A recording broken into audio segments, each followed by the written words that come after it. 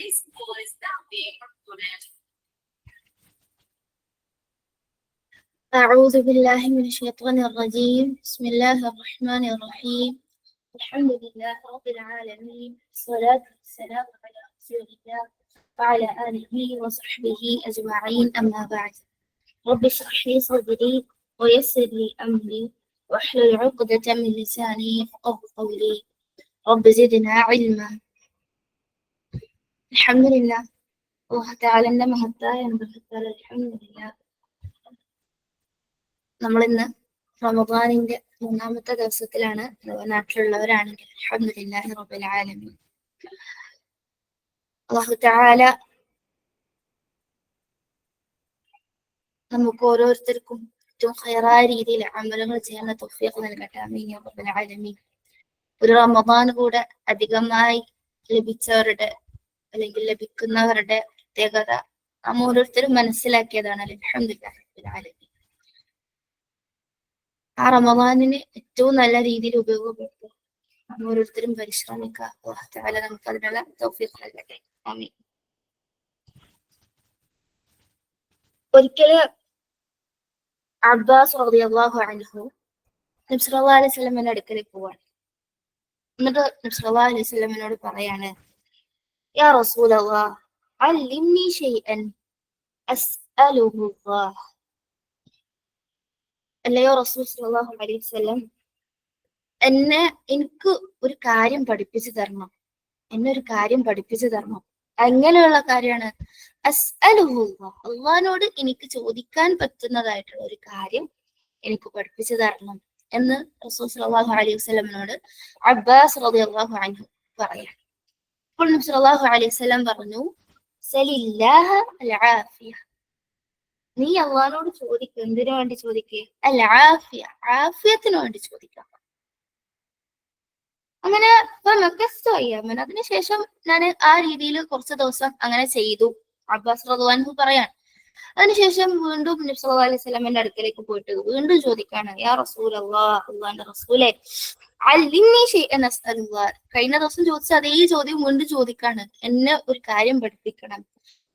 അള്ളാഹിനോട് ചോദിക്കാൻ പറ്റുന്നതായിട്ടുള്ള ഒരു കാര്യം എന്നെ പഠിപ്പിക്കണം, എന്നെ പഠിപ്പിക്കോ എന്ന് ചോദിക്കുമ്പോൾ നബി സല്ലല്ലാഹു അലൈഹി വസല്ലം അപ്പോഴും പറഞ്ഞത് എന്താണ്? യാ അബ്ബാസ്, അയ്യോ അബ്ബാസ്, യാ അമ്മ റസൂലില്ലാഹ്, അള്ളാഹിന്റെ റസൂലിന്റെ പിതൃവ്യനായ അബ്ബാസേ, സലില്ലാഹ് അൽ ആഫിയ ഫിദ് ദുനിയ വൽ ആഖിറ.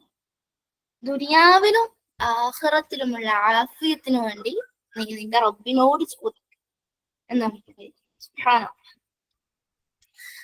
നമുക്കൊക്കെ അറിയാം, നമ്മള് ഇബാദത്തുകൾ ചെയ്യാൻ വേണ്ടി അത്രയും ആഗ്രഹിച്ച് അതിനു വേണ്ടി പരിശ്രമിക്കുന്നവരാണെന്നല്ലേ. വെറും നമ്മുടെ ആഗ്രഹവും പരിശ്രമവും കൊണ്ട് മാത്രം നമുക്കൊന്നും ചെയ്യാൻ പറ്റില്ല. നമുക്ക് ആഫിയത്ത് വേണം. ഇന്ന് മുസ്ലിം ഉമ്മത്തിൽ അതല്ലെങ്കിൽ മനുഷ്യന്മാരെ മൊത്തം നോക്കുകയാണെങ്കിൽ ആഫിയത്ത് നഷ്ടപ്പെടുന്ന ഒരു അവസ്ഥയാണ് അല്ലെ. അഥവാ ഒന്നിനൊരു ആഫിയത്ത് ഇല്ലാത്ത പോലെ. ആഫിയത്ത് എന്ന് പറഞ്ഞാല് അതിന് നമുക്ക് മലയാളത്തിലേക്ക് കൊണ്ടുവരാന്ന് പറഞ്ഞാല് അതിന് ഒരുപാട് പരിമിതിയുണ്ട്. കാരണം അവിടെ പറയുന്നത് ആഫിയത്തിന് ചോദിക്കാന്ന് പറഞ്ഞാൽ എന്താണ്?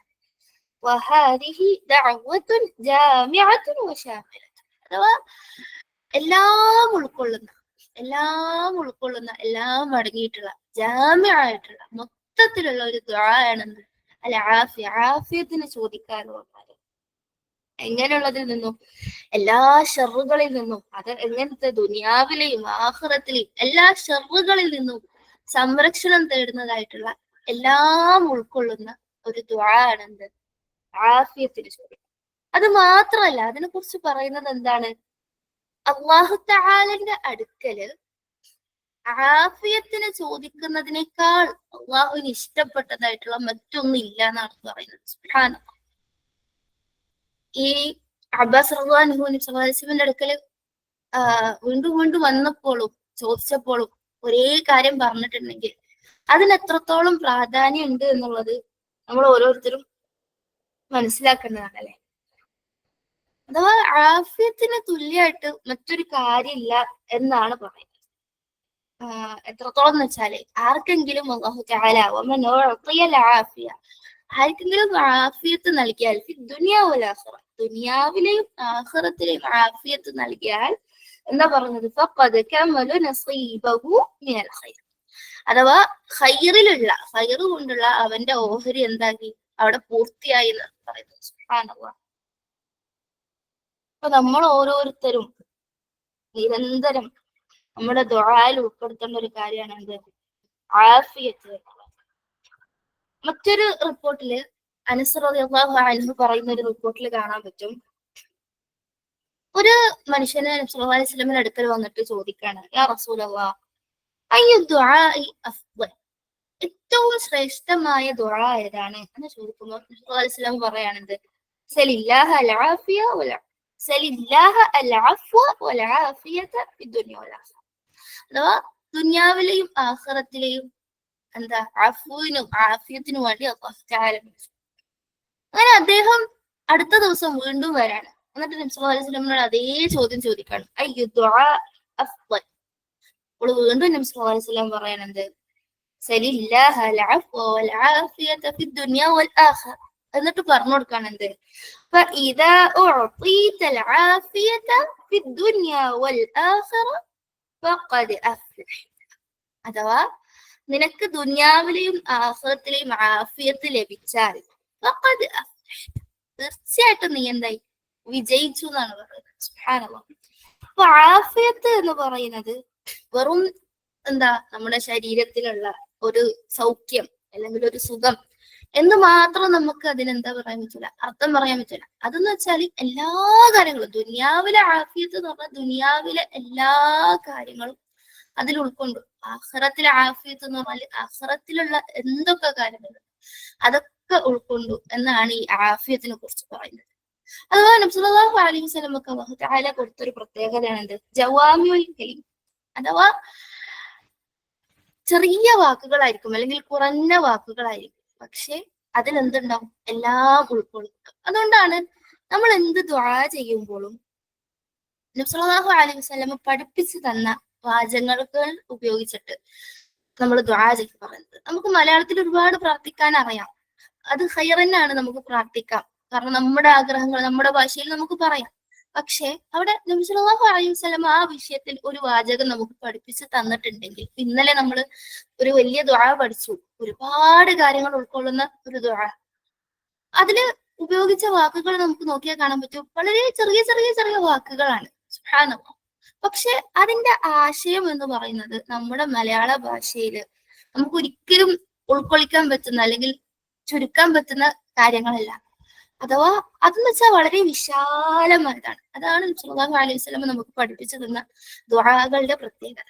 അപ്പൊ എന്ത് കാര്യവും നമ്മൾ ആ ഒരു റസൂൽ സല്ലല്ലാഹു അലൈഹി വസല്ലം പഠിപ്പിച്ചു തന്ന രീതിയിൽ പഠിക്കാനും അത് ജീവിതത്തിൽ കൊണ്ടുവരാൻ നമ്മൾ പരിശ്രമിക്കുക. ഇവിടെ വളരെ സിമ്പിൾ ആണ്. നമുക്ക് എന്താണ്? അല്ലാഹുമ്മ ഇന്നി അസ്അലുക്കൽ ആഫിയ, അല്ലെങ്കിൽ അല്ലാഹുമ്മ ഇന്നി അസ്അലുക്കൽ അഫ്വ വൽ ആഫിയ ഫിദ് ദുനിയ വൽ ആഖിറ.